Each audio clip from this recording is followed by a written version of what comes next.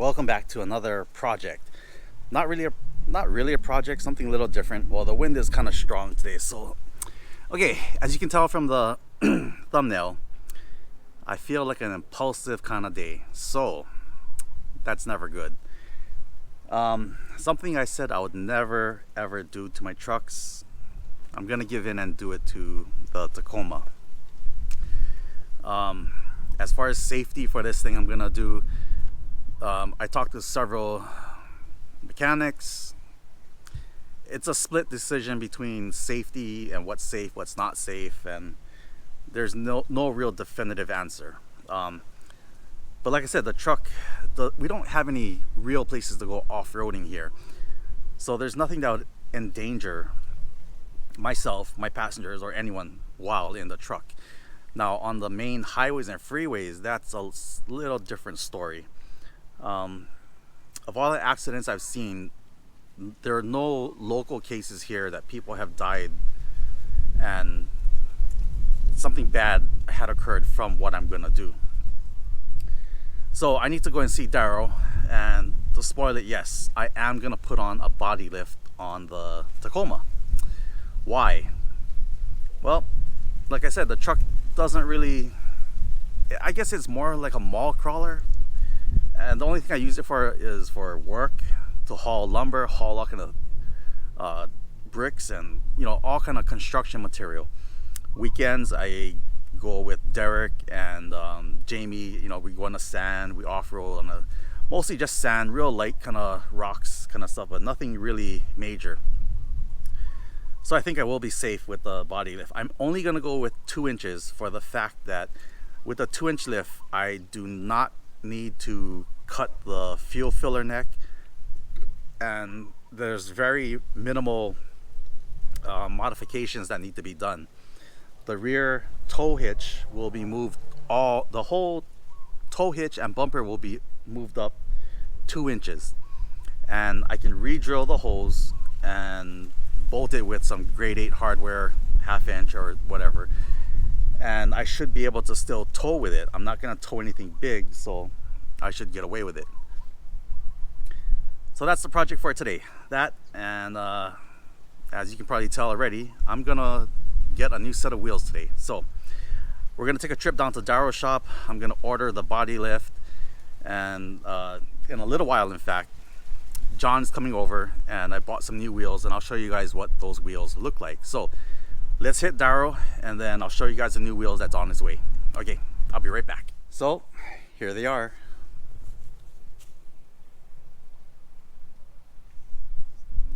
And these are 20 by 14 with a 35 12 half 20. I'm not too sure on the offset, maybe like a negative 44s. I don't know. I don't know. Anyway, time to get these on the truck and see if they fit. So time lapse.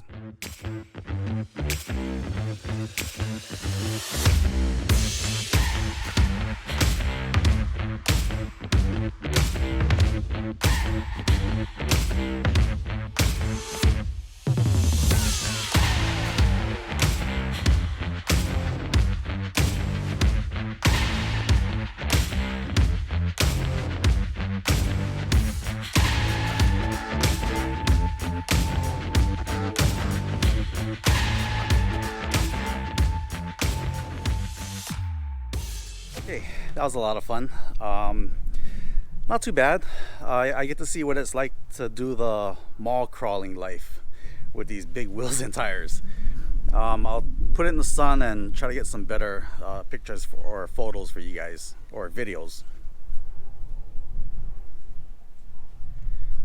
Okay, I just gotta put the center caps on, and that should be it. So I'll be right back. Well, it is now Saturday, a week later. So I started filming this on last week Friday, which was Good Friday, and as you saw, I picked up the new wheels.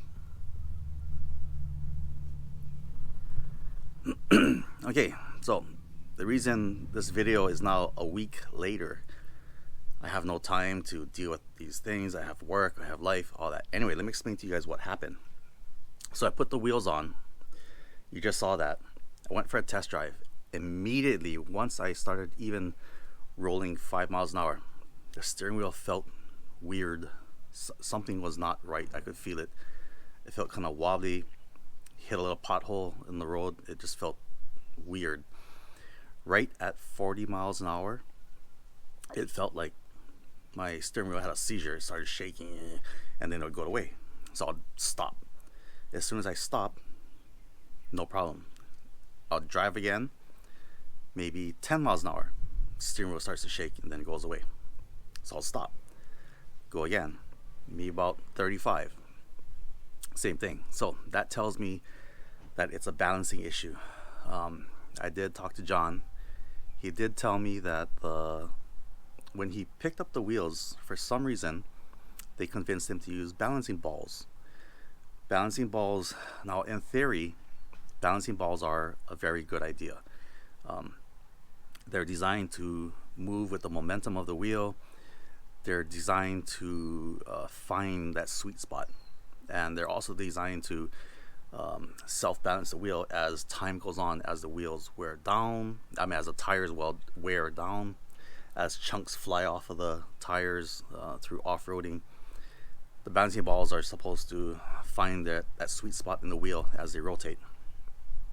Okay, that's a good theory. Balancing balls are expensive. That's another thing. Some guys use airsoft beads, balls, whatever. That's a bad idea.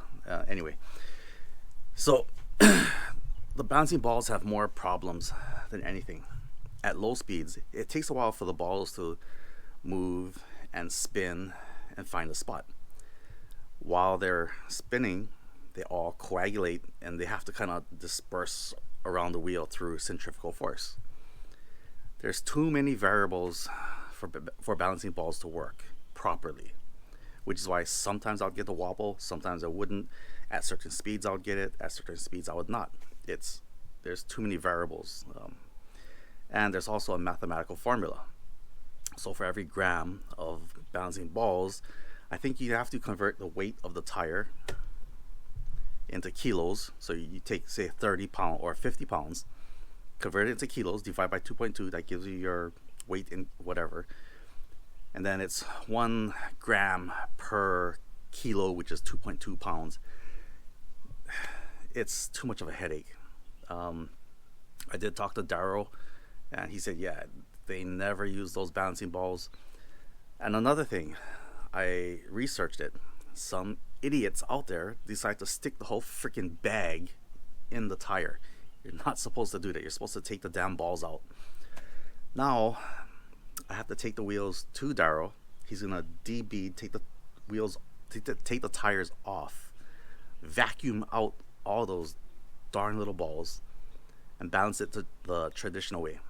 The traditional way is with the weights. That should fix everything. What a nightmare. Anyway, before I do the final test or review, whatever, I'm gonna take these tires off, put the stock tires back on, and take these down to Daryl and have him balance it. I did call Daryl during the week, like I said, when I told him my problem. And as you saw from the beginning part, I did want the body lift. He has it in stock. So I'm gonna pick up the body lift today. I'm not gonna put it in today. I have no time for that. I'm gonna pick up body lift, drop off the wheels. When he's done with the wheels, he's gonna call me. We're gonna pick up the wheels again, mount it, go for a final test drive. I'll probably take it on the highway, get it up to speed, maybe 70, 80 miles an hour. Who knows? I'm gonna try to fully test this thing at all its paces. So I'm not gonna bore you guys with the whole tire changing thing. I'm just gonna swap these out and hit Daryl's. So let me change the tires. I'll be right back. And one more small little note: if you ever buy tires from someone, or wheels and tires, and they say, "Oh, the wheels are brand new. I just got them like a month ago. I just got them a year ago." If you don't already know, every single tire that's ever been manufactured by any manufacturer should have a build date, and the build date is, I'll show it to you.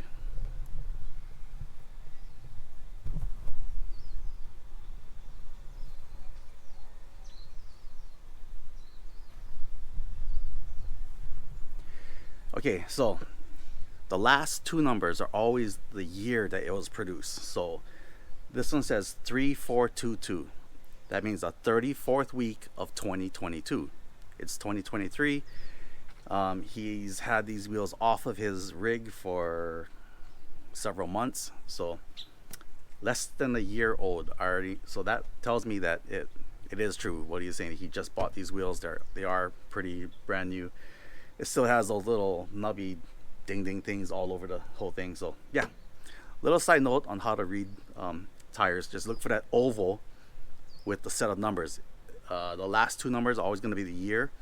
The first up to 365, I think, or whatever, is going to be the week that it was manufactured. So that's how you read tires. Let me get these things changed. Oh my god, putting these things on by yourself is not fun. Okay, time to get down to Daryl's, drop these wheels and tires off, and pick up the body lift. So let's go and see Daryl.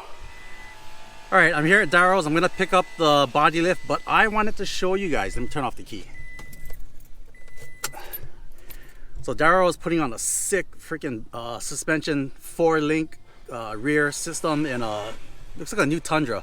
Because he's playing the music, I need to just videotape it. So I'll put it on slow-mo, let you guys check out some of this stuff. It's freaking sick. Hang on.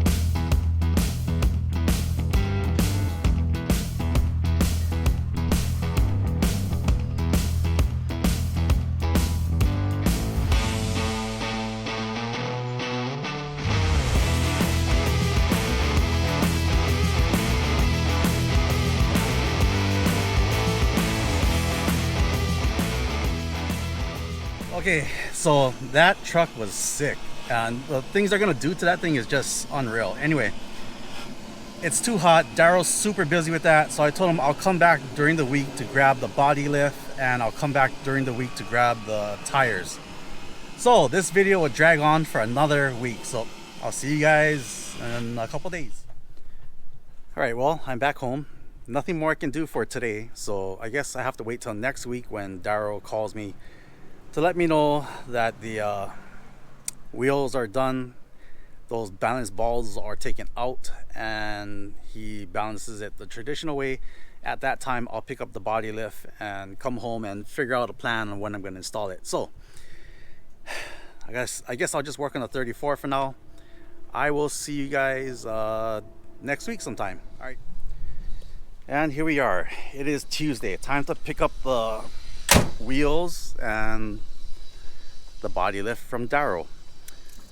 That Tundra that he was working on, that looks pretty damn cool. I might do some video on that just to kind of see how they progressed with the install. So let me go and see Daryl. I'll take you guys with me.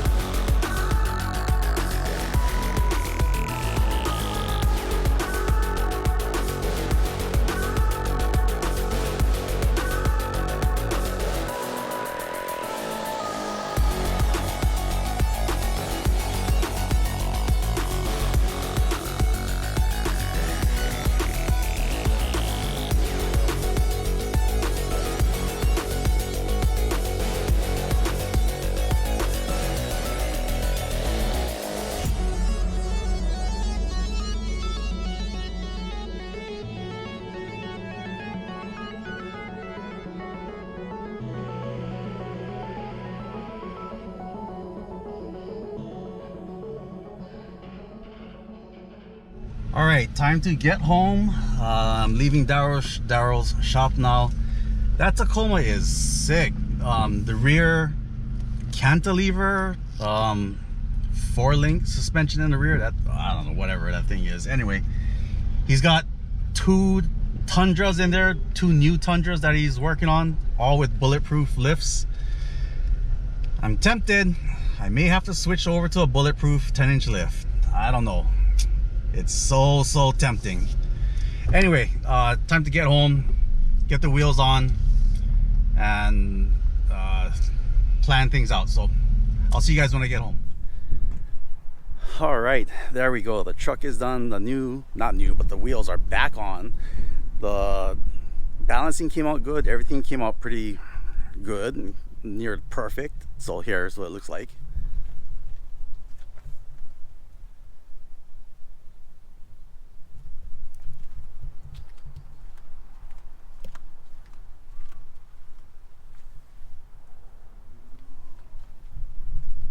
Okay, so I'm still contemplating.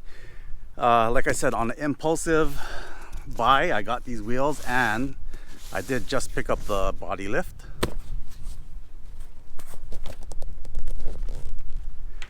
So I need to think if I want to put that on. Common sense tells me no, don't touch the truck. But you know how that goes, right? There's a lot of things we say we're not going to do, and yet things just happen that way. Anyway, if I do decide to put the body lift on, I will plan everything out. I need to do a lot more research and totally find out what's involved. The 2 inches should be perfect for what I need.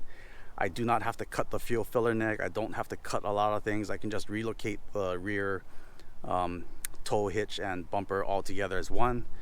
So we'll see what happens. That will be for maybe next week or whenever I can plan this whole thing out.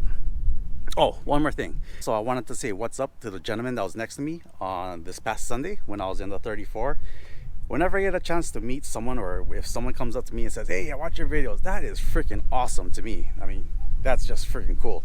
Anyway, just wanted to say what's up. Thank you for checking out the video.